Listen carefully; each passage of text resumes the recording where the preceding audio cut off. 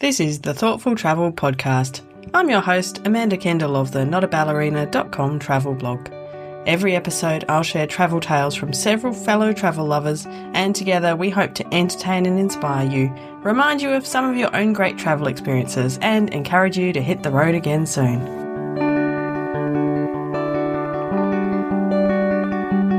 Hello and welcome to episode 367 of the Thoughtful Travel Podcast. We're talking about visiting lesser known places. Let me first pay my respects to the Whadjuk people of the Noongar Nation, where I'm recording this podcast today. Now, I have always had a tendency to kind of quietly do the opposite of what people expect. I don't know why, just my nature. And I think that's probably why traveling to places that nobody really knows about is one of my favourite things to do, and kind of the impetus behind this episode.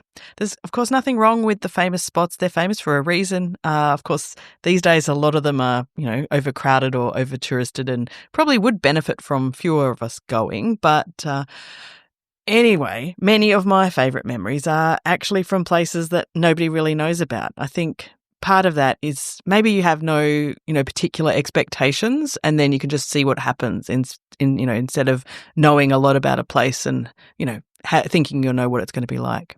I mentioned one of my favourite lesser-known places, which is in Japan, in my chat with Jonny today, my first guest. But another that springs to mind, or several, are many of the relatively unknown towns and villages in southwest Germany. So when I lived there, in fact, in a sort of a town that nobody knows about, I also found that many, many others around me there, whether they were on the tourist itinerary or not, or especially not, they have just so much to offer. As an example, at Christmas time, I often cringe a little bit when I see the itineraries for German Christmas market tours and trips, because they go to all these huge main ones. But honestly, you can go to every single town in Germany and find a much cozier, more quote unquote authentic Christmas market, and they're just gorgeous. And also, of course, I live in Western Australia, which is in itself a lesser known place, or at the very least a much less visited place, mostly because of great distance and expense. And I've enjoyed trips to all kinds of country towns across this state. It's really diverse and fascinating in little known ways. Anyway, today I have three guests who have visited various lesser known places and have some great tales to tell. My first guest is Jonny Wright, and I just asked Jonny to tell me more about his love of going to places that nobody knows about.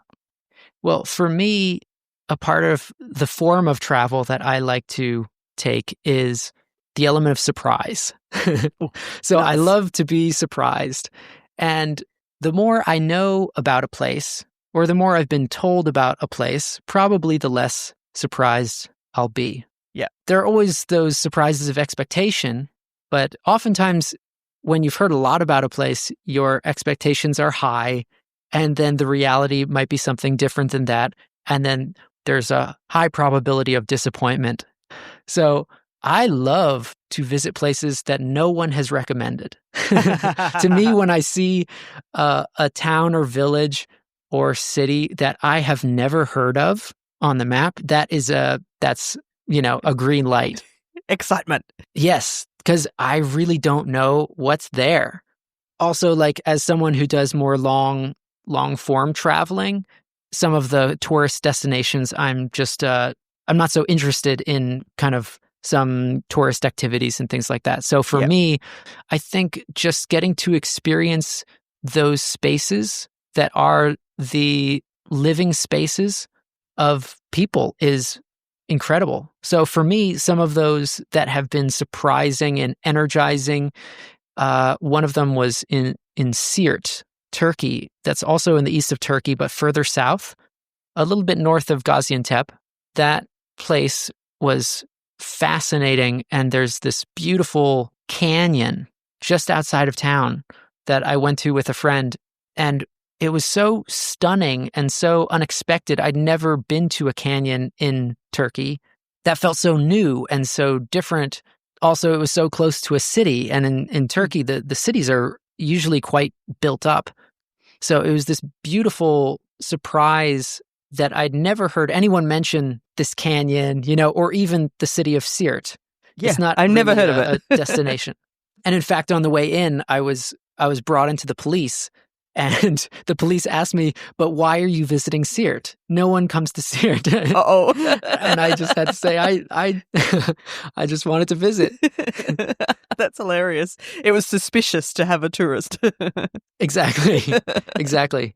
Another place that really surprised me with its quiet was an island called Osaki Kamijima off the coast of Japan. And it's a very small island with no real tourism at all. And in fact, there are many deserted houses and structures on the island because a lot of people are moving away from there.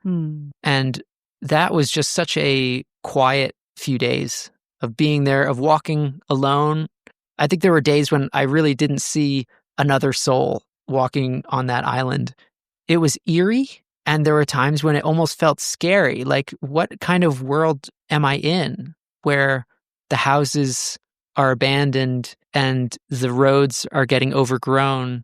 But it was a really special place. And one day I found myself on a hike, and I was not planning to, but I ended up going up the central mountain of this island. And it was one of those where I found myself halfway up and thought, well, now I'm halfway up. There's only one half to go. And of course, that half was the harder always the hard half. The second half. Yep. But it was so beautiful to race against the setting sun and try and get up this mountain before it got dark. And then coming down into the dusk was just really beautiful to come down knowing that there's no one to see, there's no place to go where people are congregating. There's kind of nothing, no one to be with except yourself. Wow. And I think that's hard to accept as a traveler because traveling can so easily be an escape. It can so easily be a form of trying to move away from the self, trying to just inhabit new places and new people and new foods and new experiences. But to find a place where you actually get to confront the self is truly special. How did you come across this island in Japan? And can you tell us whereabouts, like where is it near in Japan? It's not so far from Hiroshima. And I was led there because I made a Polish friend in the city of Gifu. And he said, well, me and my partner have an apartment on this island, and most of the time we're not there. And you could just go and spend a few days on the island. And I said, that sounds incredible. That does sound incredible. One thing leads to another in travel. Yeah. Oh, amazing. I've spent a lot of time in Japan. It's one of my favorite places. So to be able to be somewhere relatively uninhabited sounds very special. Yeah. I'm curious, what was a place for you that felt isolated? There's quite a few, but probably, it springs to mind because we're speaking Japan, but a couple of years ago, a friend and I were doing a walk through northern Honshu in Japan, like inland from Sendai. And we could walk most of the day without encountering other people.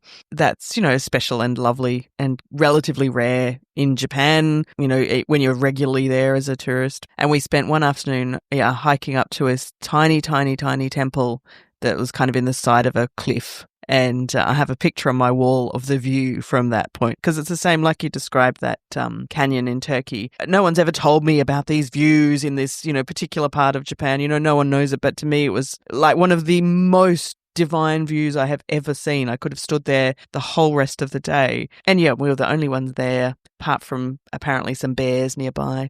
And but yeah, that kind of I think it's the unexpectedness of finding yourself in those places that make them especially beautiful, isn't it? Now I really want to go to a place like where Jonny was in Turkey, where it's suspicious to have a tourist because they don't usually see them. That seems like a good mark of a lesser known place.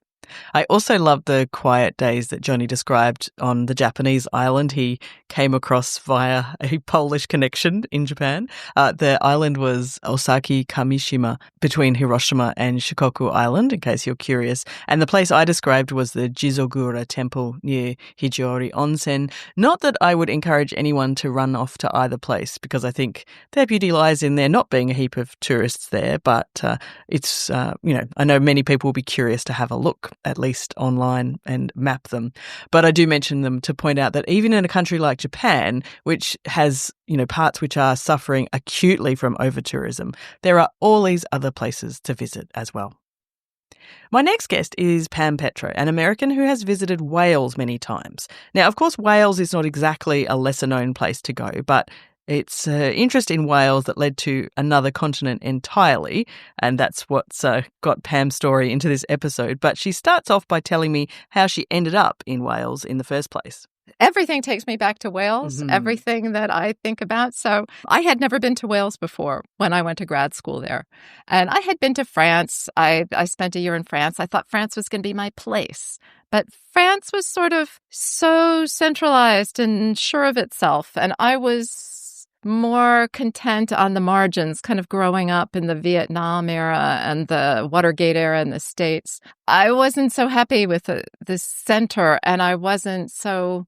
I was looking for a place that sort of needed my imagination more. And that was not France. But I had been there, and I had traveled around England and Scotland with my parents, and so I had been some places. When I got to Wales looked familiar to me, and that was curious.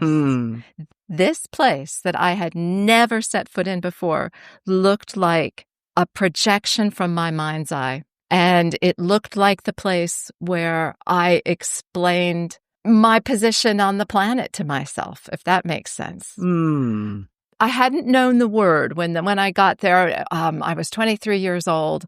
And I didn't know this word. I learned it, a good 25 years later. But the word Cynefin in Welsh, which is spelled Cynefin and pronounced Cynefin. And the Gillian Clarke, who is a former national poet, told me in an email I needed to know this word. And its original meaning means how a sheep passes on to her lamb the sense of the mountain that's hers, where she belongs, on the mountain. But it can also mean how you feel at home in a place you've never been before. Instantly walking into what someone else called your soul's geography. And that's what happened to me in Wales. So this passion for Wales has become a lifelong passion for Pam, and it led to her spending a summer there about a decade after her first visit, learning to speak Welsh. And you can hear more about that experience in episode 323, in fact. But later, this is where the really lesser-known places come into Pam's story.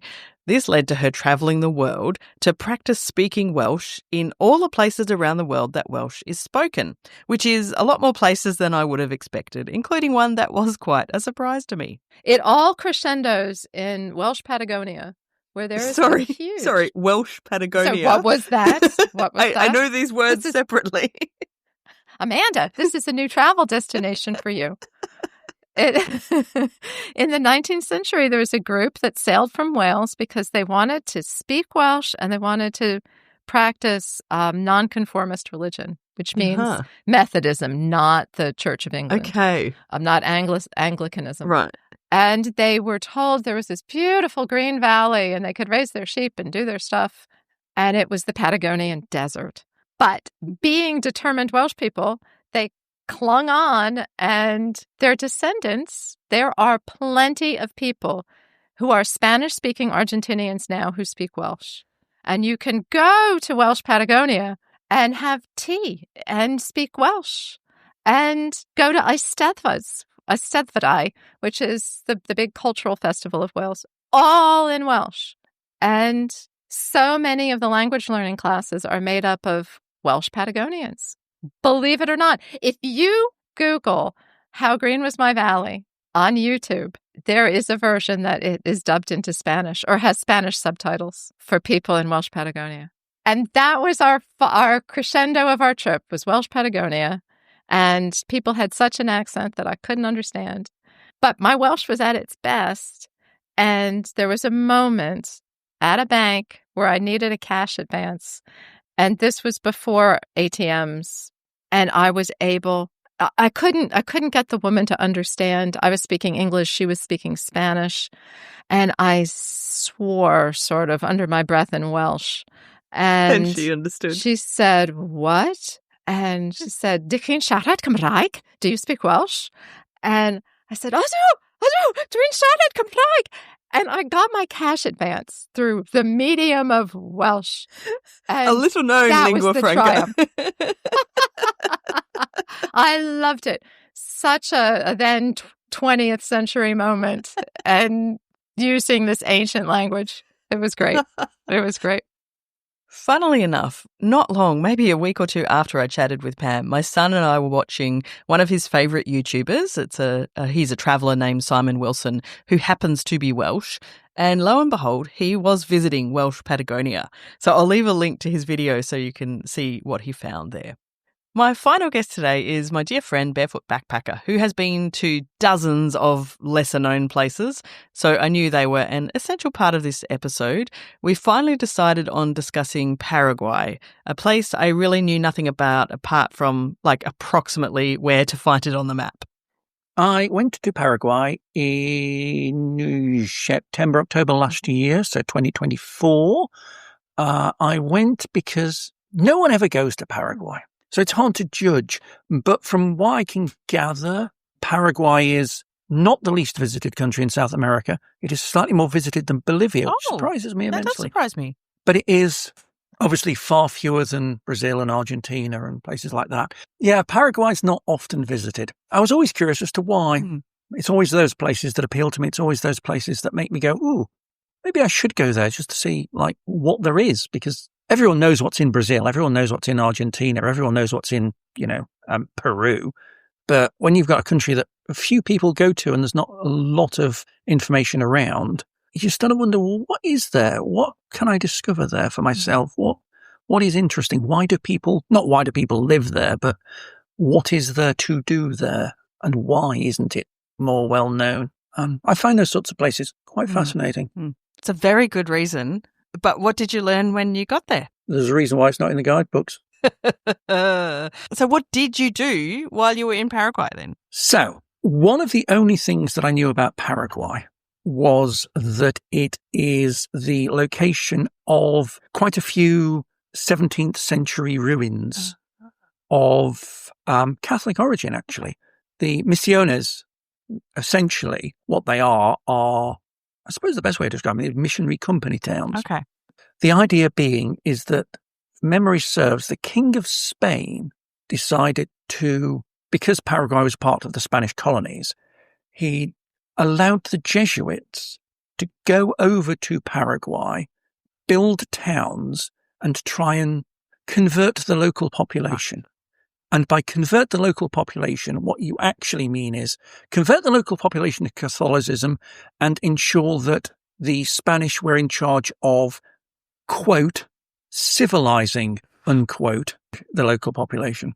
And to that end, they built towns and encouraged the locals to live in the towns rather than their own villages. They had shops, they had schools, they had universities, workshops, all sort of on site, as it were, to encourage people to live in those towns rather than live where they normally lived in the countryside.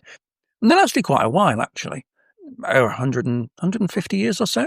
The reason they were abandoned was because the French and the Portuguese complained to the Pope because they thought that the Spanish Jesuits were getting too powerful.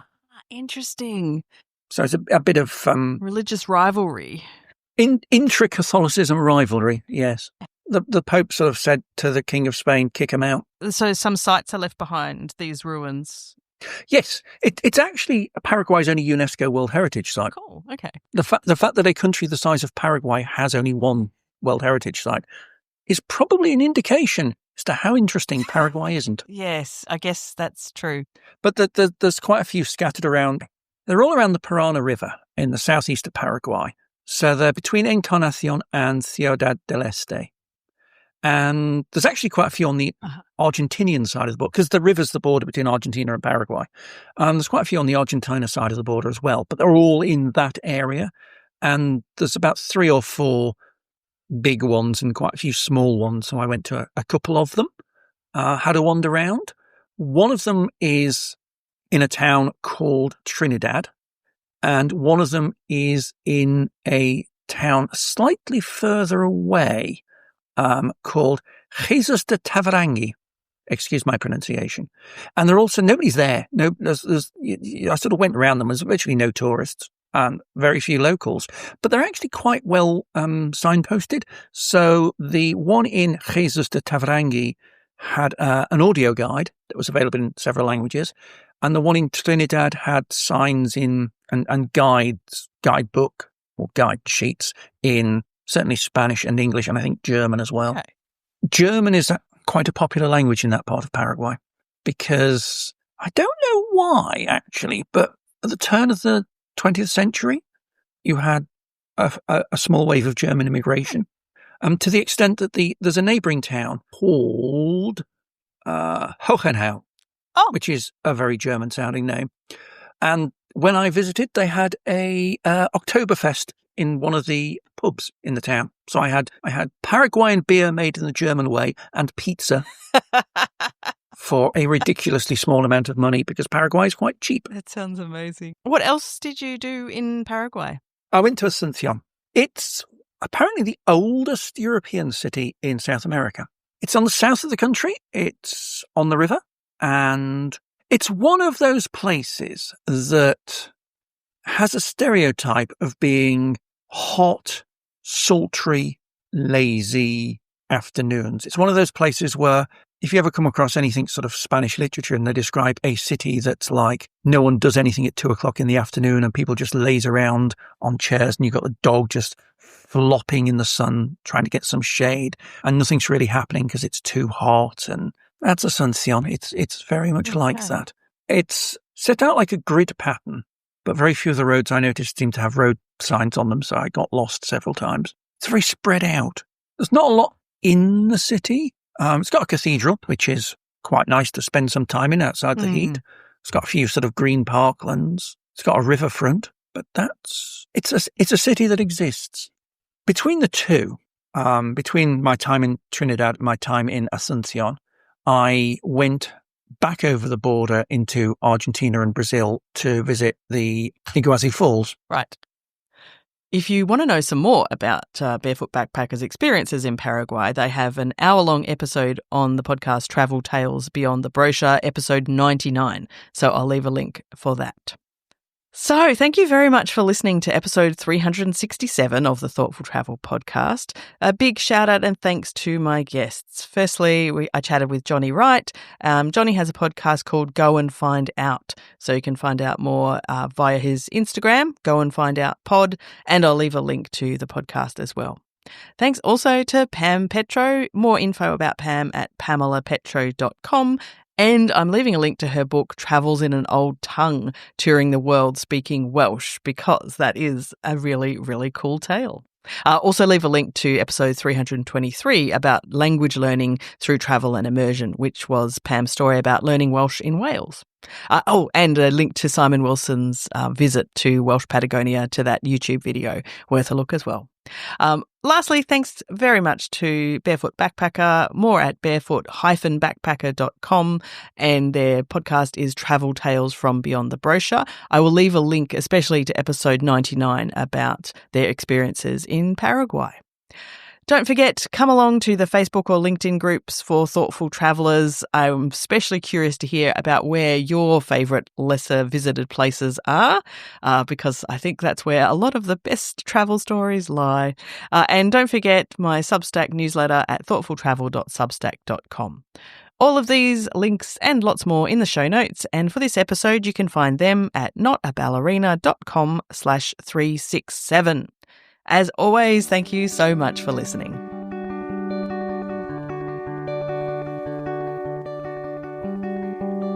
This has been another episode of the Thoughtful Travel Podcast. Show notes and other information are at notaballerina.com/podcast. Join me again soon for another chat about why we travel. Bye for now.